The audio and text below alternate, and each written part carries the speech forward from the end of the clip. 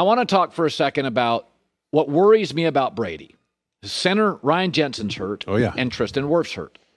So you've been in this league Brady when you go into big games, and it could have been DeBrickashaw, Ferguson, whoever, and you're thinking to yourself, my best tackle's not available, and my center's hurt.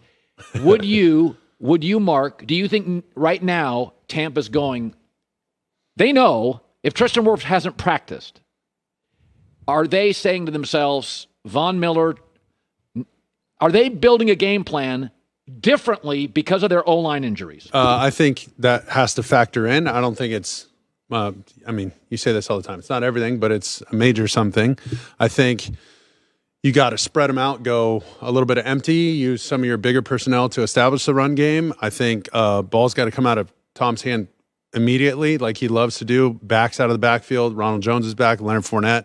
I'd expect each of those guys to have, anywhere from 3 to 6 targets in the first half, a piece kind of thing. Yeah.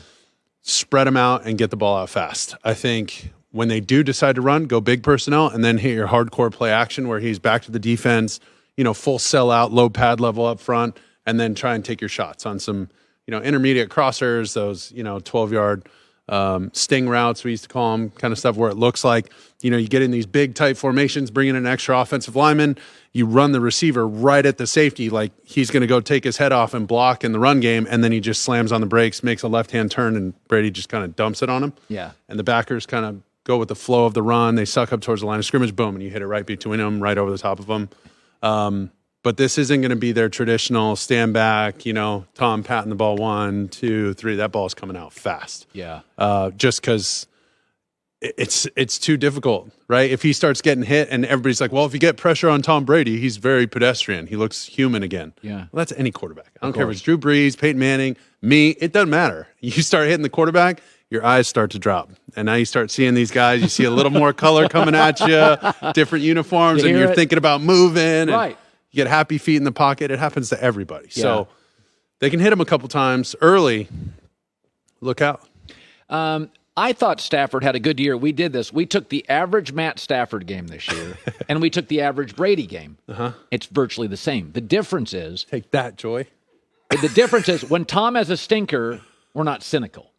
When Matt did, because remember that division, he was in a lot of standalone games. I mean, the Falcons Bucs ain't on TV. It's in the 1 o'clock window. Falcons, Carolina. Right. So a lot of Matt's games were Sunday Night Football, Monday Night Football, American Game of the Week, Niners, Seahawks, Arizona. So a couple of his struggle games, they all standalone games. Yep. You know how it is. If you star on a playoff game in Monday Night Football, you get more marketing options. Oh, no doubt. So if you look at Brady and Stafford, their average games... That's really interesting. Okay, so here's my thing. But Kyler's in that category too. Although he had a different post-Thanksgiving. He was high... Right, but I'm saying every big game he had with a national audience, the Thursday night game, he threw a pick to lose the game. The Monday night game against the Rams, that was rough. Everybody saw that. Right. Everybody saw the Thursday night one. He had one other primetime game, I feel like. He had 3 total this year. And all 3 of them were. So when you look at that, does that surprise you that Stafford was every bit Brady this year?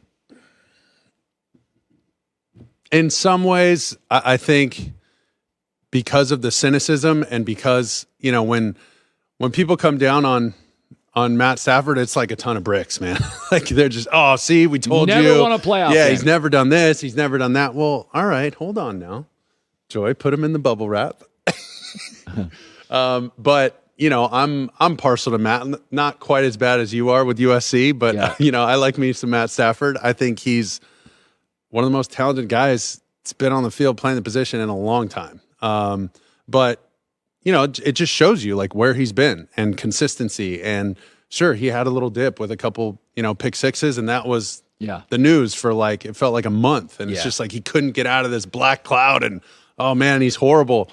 And he did fine. He played right through it. And he's, is he dealing with injuries? Is he not? Don't ask him because he's not going to tell you. But just like everybody's a little banged up and he's still doing it. So, I think there's something to be said for this season and losing Cam Akers, making it work, getting them to where they need to be.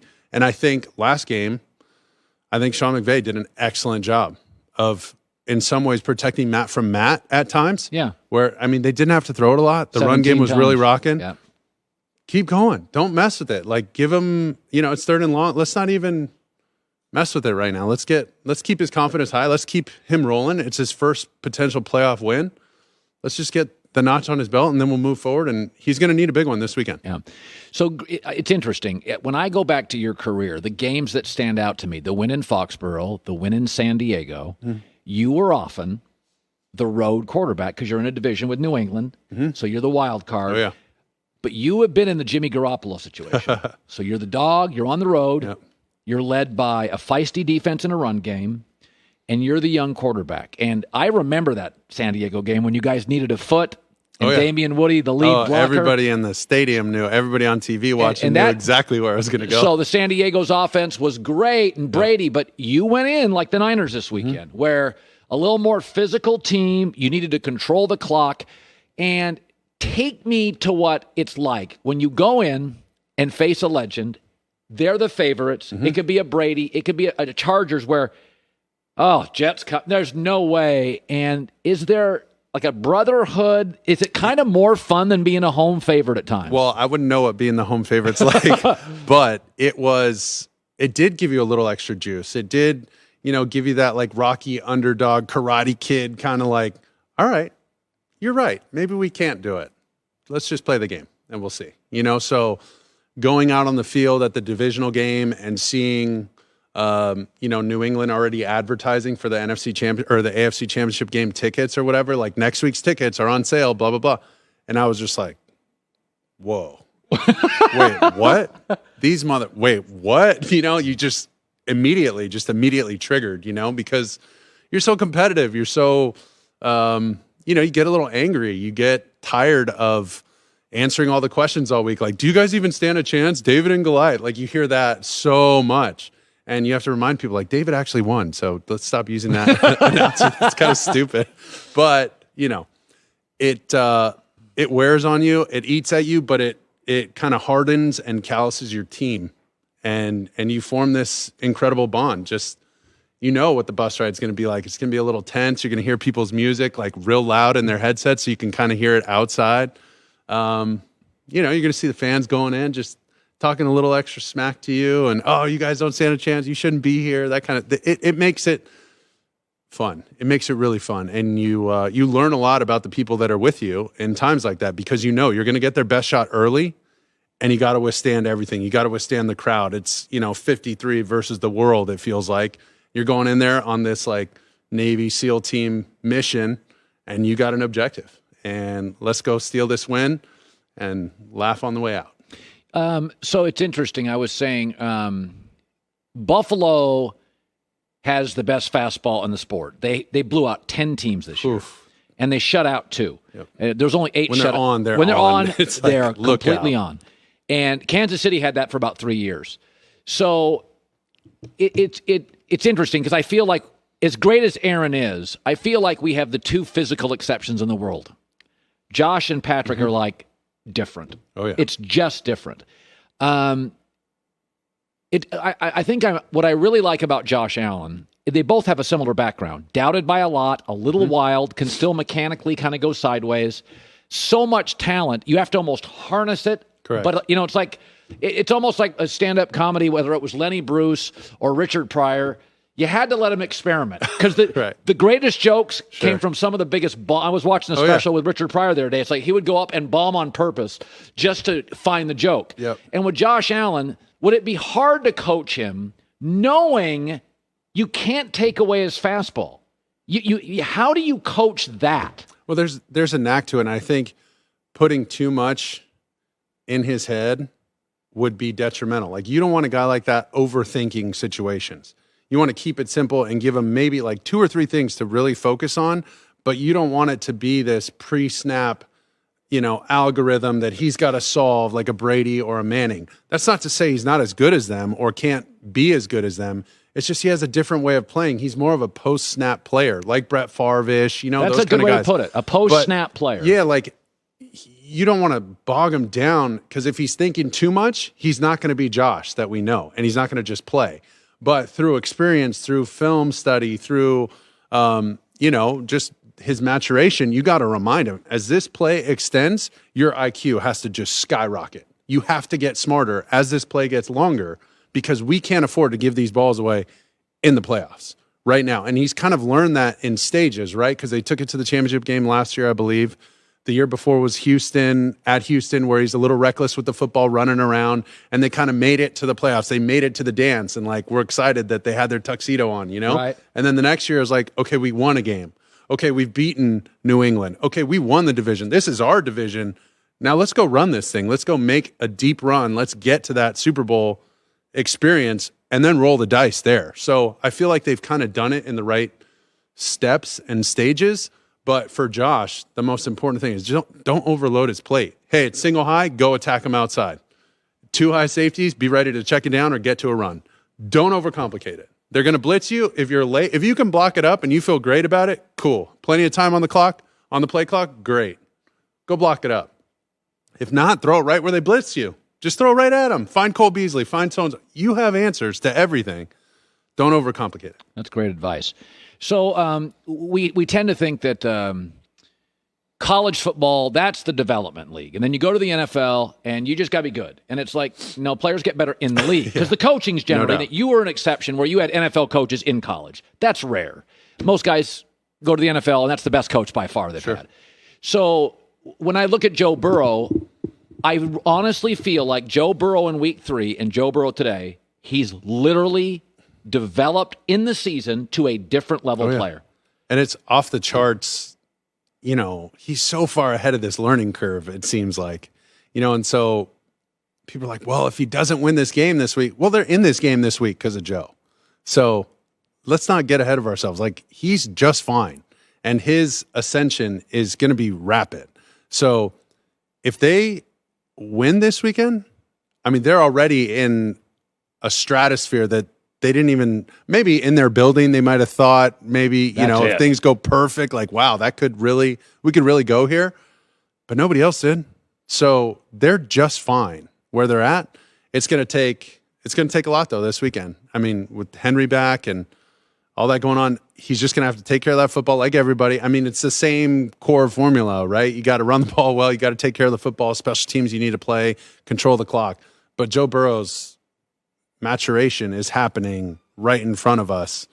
And he's barely played over a rookie season, right? He only played half the, he's in his second year. Yeah, barely. He's played 20 games, 22 games, something like that. So where he's at is light years ahead of most players. So now it's keep him healthy because he had the knee injury, surround him with talent, continue to surround him with talent, bolster that defense, and let him play. Just keep letting him get that Rolodex of looks from defenses so he can just go back to it. Like Tom Brady, he knows he's run every play versus just about every defense and every stunt and every front and every blitz that you've seen. Yeah. So now it's just, okay, you want to hit me with that? Boom, I have answers for everything. Do you think when they always talk about there's regular season, there's playoffs, and then like you get to this round, like Brady's 12-1 in this round. Like it's like, all right, he doesn't obviously. Do you think guys like give me your nervousness? Because I think even Aaron Rodgers this weekend thinks I'm a home favorite off a bye. I got to win this thing. I think everybody. I think Joe Buck before a World Series knows. I know this is my 23rd. I got to be good. Yeah. Take me to the. And maybe nervous is the wrong. You were succeeding. You've done it back-to-back years. You were a playoff team. What is it like before a game of this size? Yeah, I think one of the most important things from the outside, it's easy to say, like, yeah, of course he's nervous, or of course he's thinking about this, that, or the other. Like, to be completely honest with you, I didn't understand, like, spreads and betting. I remember getting booed after a game that we won late as we're coming off the field, and this fan's just, wearing me out. Like, you're a bum. And I'm looking at Coach Kevin. I'm like, what the hell is that all about? I was like, we just came back and won the game. He goes, I know. He said, you don't understand this yet, and that's good, but you didn't cover. So that guy probably lost a lot of money, right? So I didn't think about the spread. I didn't think about, like, home this, road dog, whatever. It was just, you're like in this bubble of, okay, yeah, I'm a little nervous on maybe Sunday night, Monday, knowing who we're going to play. Like, damn. Whew, that's a really good defense. All right, we're going to have a plan for so-and-so. We got to watch out for this guy at corner. Of course, they like to blitz, blah, blah, blah. But once you get into the meetings, it's okay, what's the plan? Cool, what's my agenda? Where do I go? Like, your world becomes smaller and smaller and smaller until you finally take the first snap. And all I cared about on the first snap, or really in the first quarter, I want to go 2 for 2. Just give me 2 for 2 completions. I need to get hit. I need to get knocked down. After that, let's rock. I'm good. I can handle everything after that. And then coaches would always remind you, in a big game like that, something bad is going to happen. At some point, it's going to happen. Early, late, whatever. Just get up and we'll figure it out. We'll regroup on the sidelines. Don't worry about it at the time. We'll figure it out, but something's going to come that you didn't expect. A blitz, a pressure, a look. Somebody's going to fall down. You're going to get hit in the back of the head, and just we'll respond. That's all you got to worry about. And so until those things happen, you just start to narrow your world and narrow your focus till you get to the game. And on the outside, I mean, you got to understand there's 10 other guys in the huddle, 11 guys on defense, 50 plus on the sidelines, thousands in the stands, millions watching, and nothing happens till the quarterback hikes the ball. That's a lot of pressure, but you don't think about that. You just give me the damn ball because I want to make the play, So it's weird how it works, but those guys know what to do, and they just narrow their focus. And you were lining up, and as you looked up, it said, "Don't forget, buy next week's playoff tickets for the Patriots." That is crazy. Like, whoa, that's not cool. I was so mad. I was so mad. Hi, everybody. Thanks for watching. Subscribe here to get the latest from the show. Also, be sure to check out more of the best clips from The Herd, or go watch a few segments from other shows on FS1.